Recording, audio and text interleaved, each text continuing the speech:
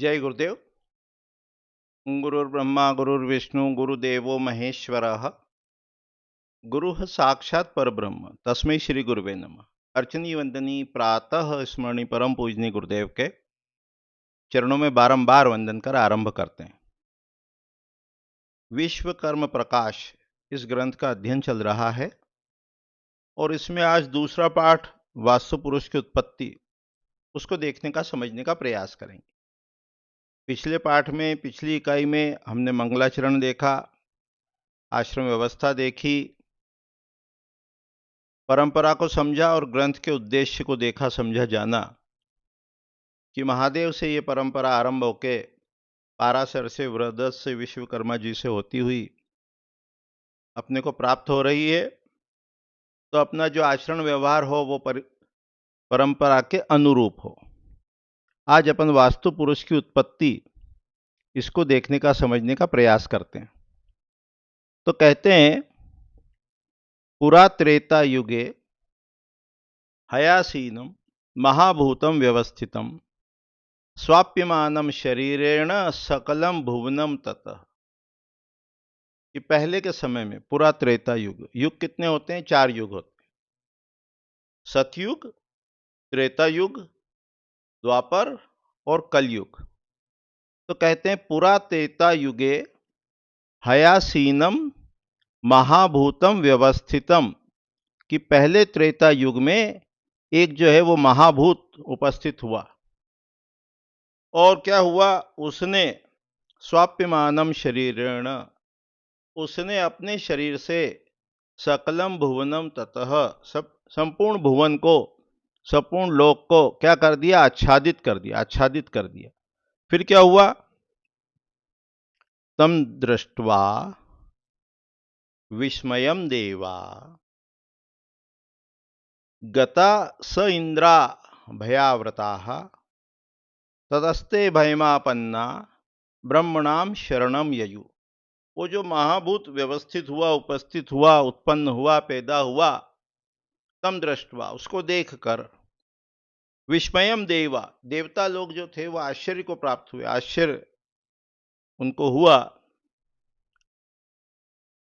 गतः स इंद्रा भयाव्रताः, वे सब इंद्र के साथ भयभीत हुए और कहाँ गए? तदस्ते भयमापन्ना, जब वो भय उनको व्याप्त हो गया तो अपना जो स्वामी था इंद्र, उनको सुरेश कहा। सुर यानी देवता, उनका स्वामी कहा। देवता यानी प्रकृति की वो ऊर्जा जो उसके अनुकूल है, जो सुर है, जो प्रकृति के साथ रिदम में है, लय में है, ताल में है, वो देवता है। सुर यानी देवता, सुर यानी रिदम, सुर यानी लय। असुर यानी जो लय में नहीं है, ताल में नहीं है, रिदम में नहीं है, प्रकृति से विपरीत है, उनको असुर कहा। तो ये जो देवता थे ये इंद्र के साथ में भयभीत होके ब्रह्म की शरण में गए, ब्रह्मा जी के पास गए। ब्रह्म कैसी ऊर्जा है? वो अनमैनिफेस्टेड एनर्जी है, प्योर एनर्जी है। वहीं से सारा जगत का सृजन हुआ है। आ ब्रह्म भुवनात् लोका ग्रस्त आश्रम आश्रिता। अनमैनिफेस्टेड एनर्जी से जो फुल्ली मैनिफेस्टेड एनर्जी है, वहां तक के जितने लोग हैं सब ग्रस्त आश्रम पर आश्रित, देख चुके हैं। तो ये जो देवता भयभीत हुए तो वो इंद्र के साथ में, अपने मुखिया के साथ में ब्रह्मा जी की शरण में गए। अपने को ये भी डिकोड करना है, ये भी इंटरप्रेट करना है कि जब कभी विपत्ति आती है, आपत्ति आती है, तो अपने मुखिया के साथ में जो जानकार है, जो उस विषय का एक्सपर्ट है, उसके पास जाओ, उसकी शरण में जाओ। यहाँ ये भी देखने योग्य बात है कि जो 4 युग हैं, सतयुग, त्रेता, द्वापर और कलयुग, उसमें इसको आगे बताएंगे कि ये जो वास्तु पुरुष बना वही महाभूत, तो कैसे उसकी उत्पत्ति ये त्रेता युग में हुई। अर्थात सतयुग में वास्तु पुरुष नहीं था। जैसे जैसे मनुष्य की चित्त की वृत्ति में गिरावट हुई, चेतना के 3 स्तर, सतोगुण, रजोगुण, तमोगुण। तो सतोगुण से जब उसकी चेतना नीचे उतरी, रजोगुण तरफ जाने लगी, तब ये वास्तु पुरुष उत्पन्न हुआ। एक पूरा का पूरा अध्याय सम्रांगण सूत्रधार ग्रंथ जो राजा भोज ने लिखा है 10वीं शताब्दी में, उसमें बताया है महासमागमन एक अध्याय है कि पहले देवता और मनुष्य साथ साथ रहते थे, कृतयुग था, जरा व्याधि आदि से वो रहित थे, स्थिर यौवन वाले थे, पूर्ण ऋतु वसंती रहती थी, पूर्ण चंद्र रहता था इत्यादि। जब उनकी चेतना में गिरावट हुई मनुष्यों की, तो फिर वो जो कल्प वृक्ष था वो गायब हो गया, चला गया, अंतर्ध्यान हो गया।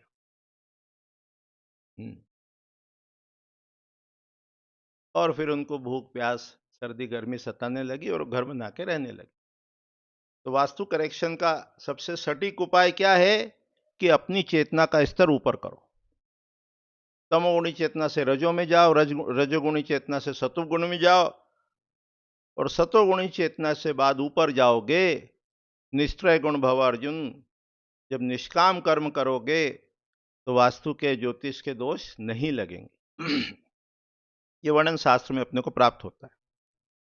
तो ये ब्रह्मा जी की शरण में गए। फिर क्या हुआ?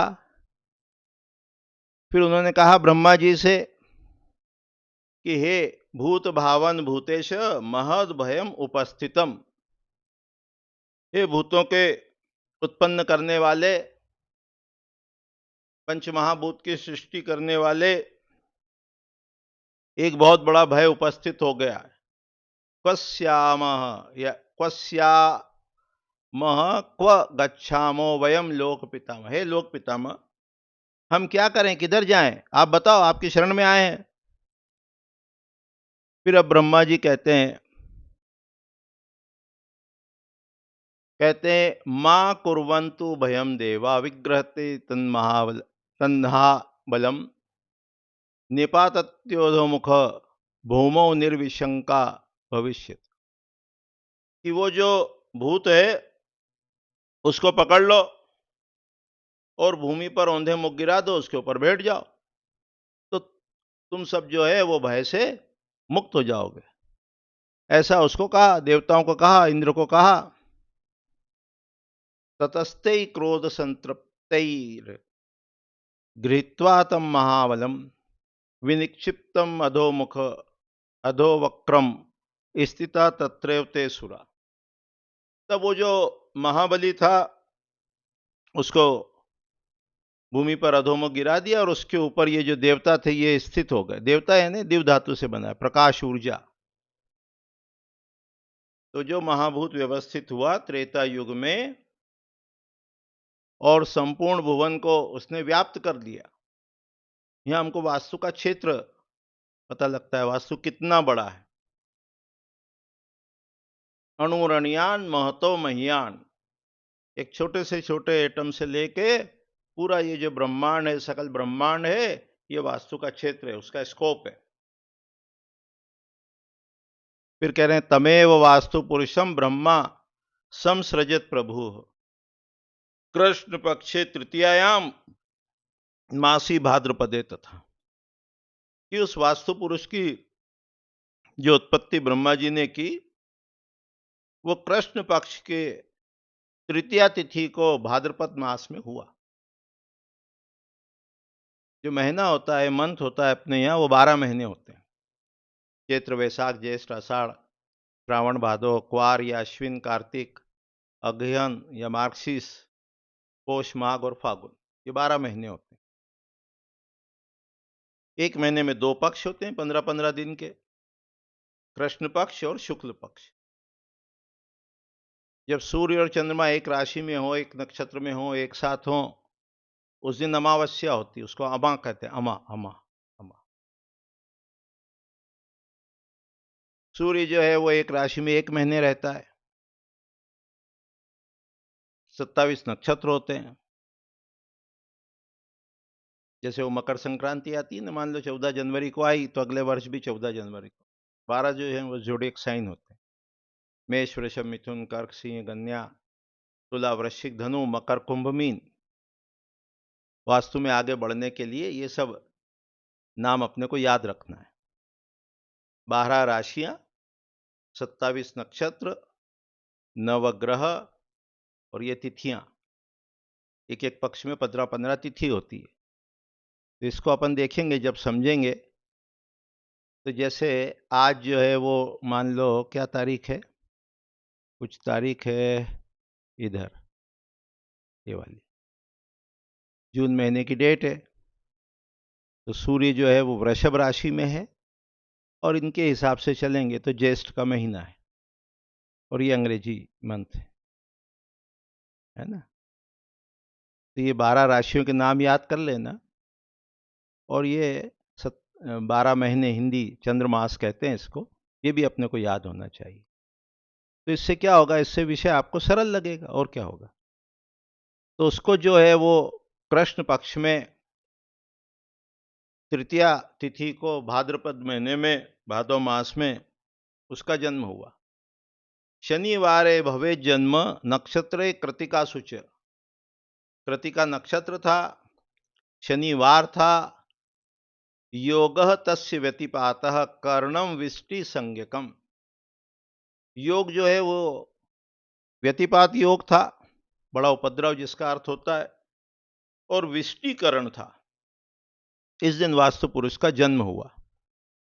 तो जो नक्षत्र हैं अपने, जो 27 नक्षत्र हैं, उनके नाम भी धीरे धीरे धीरे धीरे याद कर लेना। आज 6 नाम याद कर लो, अश्विनी, भरणी, कृतिका, रोहिणी, मृगशिरा और आर्द्रा।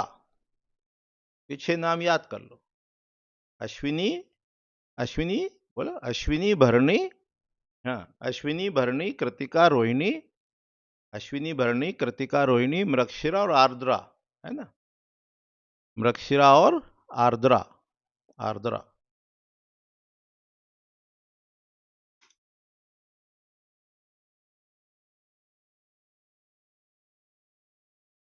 आर्द्रा, अश्विनी भरणी कृतिका रोहिणी मृगशिरा आर्द्रा, पुनर्वसु पुष्य अश्लेषा मघा, पूर्वा फाल्गुनी उत्तरा फाल्गुनी हस्त चित्रा स्वाति विशाखा अनुराधा ज्येष्ठा मूला, पूर्वाषाढ़ा उत्तराषाढ़ा श्रवण धनिष्ठा शतभिषा, पूर्वा भाद्रपद उत्तरा भाद्रपद और रेवती। ये जो है 27 नक्षत्र हैं। 6 के नाम रोज याद करना। अभी कितने नाम याद करें? 6 नाम। कौन कौन से? अश्विनी भरणी कृतिका रोहिणी मृगशिरा आर्द्रा, ये 6 नाम हो गए। तो इसका जन्म कब हुआ? वास्तु पुरुष का जन्म किस नक्षत्र में हुआ? कृतिका, कृतिका नक्षत्र, इसका जन्म हुआ, है ना। योग कौन सा था? तो व्यतिपात योग था। योग कितने होते हैं? योग भी 27 होते हैं। इसमें ये व्यतिपात योग में इसका जन्म हुआ।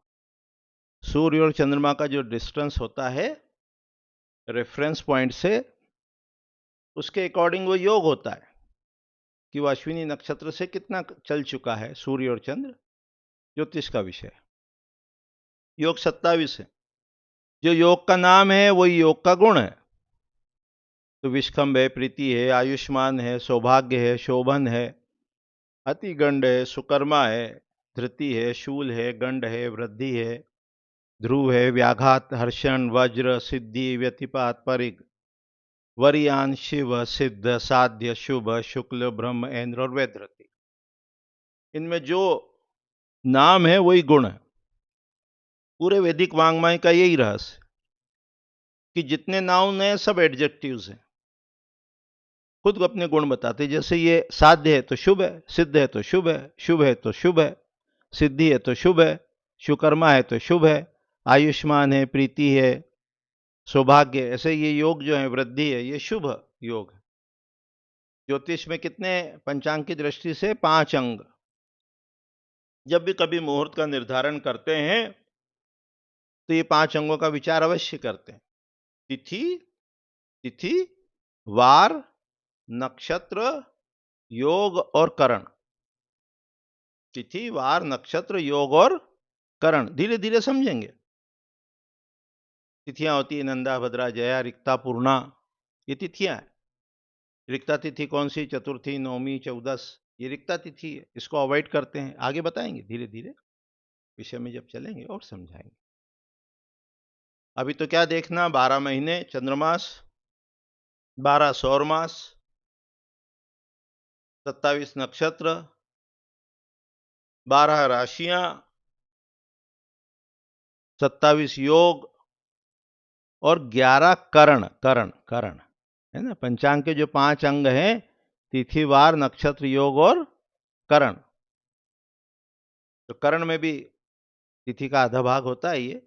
बाओ, बालव, कौलव, तेतिल, गर, वणिज, विष्टि, शकुनी, चतुष्पाद, नाग, किस्तुग।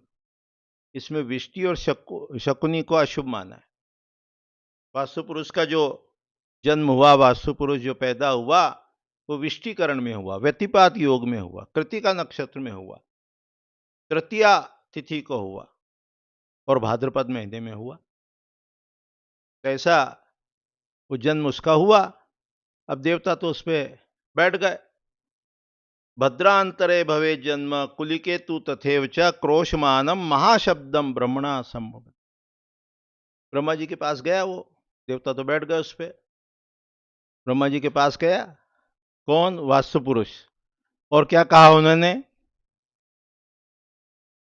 चराचर मिदम सर्वे त्वया सृष्टम जगत प्रभु विना अपराधेन च माम पीडयन्ति सुराभृशम।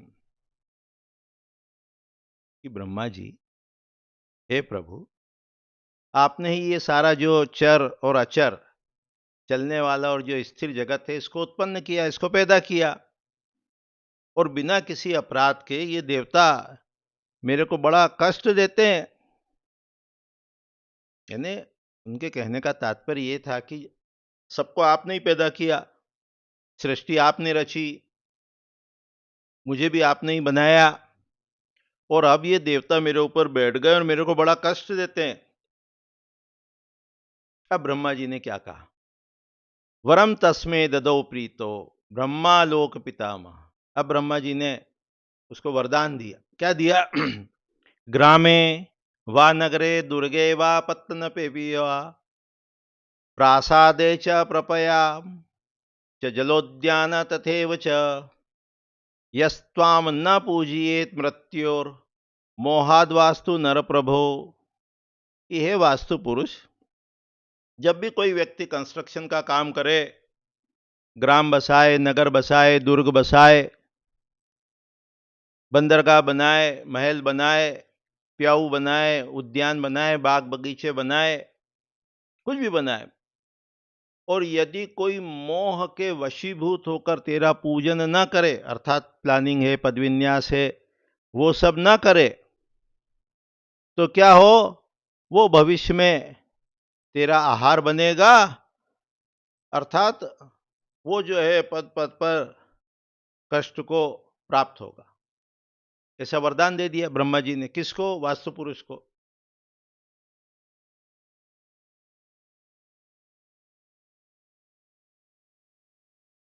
तो ऐसा उसको कहा, आश्रयम मृत्युम प्राप्नोति विघ्नस्तस्य पदे पदे वास्तु पूजाम कुर्वाणः त्वारो भविष्यति। कि वास्तु पूजन ना करे तो उसको पग पग पर, हर स्टेप पर बाधाओं का सामना करे, मृत्यु को प्राप्त होगा वो।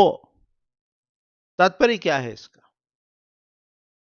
कि जब भी कभी कोई नवीन निर्माण का कार्य करना हो, तो सबसे पहले वास्तु पद विन्यास करो, मर्म निकालो, दिशा निकालो, प्लानिंग पूरी ठीक तरह से करो, और भी जो वास्तु की स्टेप्स आगे बताएंगे उनको फॉलो करना चाहिए। ऐसा करने से वास्तु के अनुरूप गृह का, ऑफिस का, फैक्ट्री का, इंडस्ट्री का, टाउन का निर्माण करने से प्रकृति की जो ऊर्जा है वो प्राप्त होती है, और उसमें रहने वाले सुख समृद्धि को प्राप्त करते हैं, चारों पुरुषार्थ को प्राप्त करते हैं। ऐसा वरदान देकर ब्रह्मा जी जो है वो अंतर्ध्यान हो गए। तो आज की इकाई में, आज के पाठ में अपन ने ये देखने समझने का प्रयास किया कि वास्तु पुरुष की उत्पत्ति त्रेता युग में हुई। 4 युग होते हैं, और अपनी चेतना को सतोगुणी बनाने से, निष्काम कर्म करने से वास्तु दोष नहीं लगते हैं, रेमेडीज के रूप में देखा। और जब भी कोई नवीन निर्माण कार्य का आरंभ करेंगे तो सबसे पहले वास्तु पूजन करेंगे, प्लानिंग करेंगे, पद विन्यास करेंगे, दिशा ज्ञात करेंगे, मर्म आदि का ध्यान रखेंगे और वास्तु के नियमों का पालन करेंगे। अभी इतना ही कह के वाणी को विराम देते हैं। आगामी पाठ में इसी विषय को आगे बढ़ाएंगे। जय गुरुदेव। जय गुरुदेव।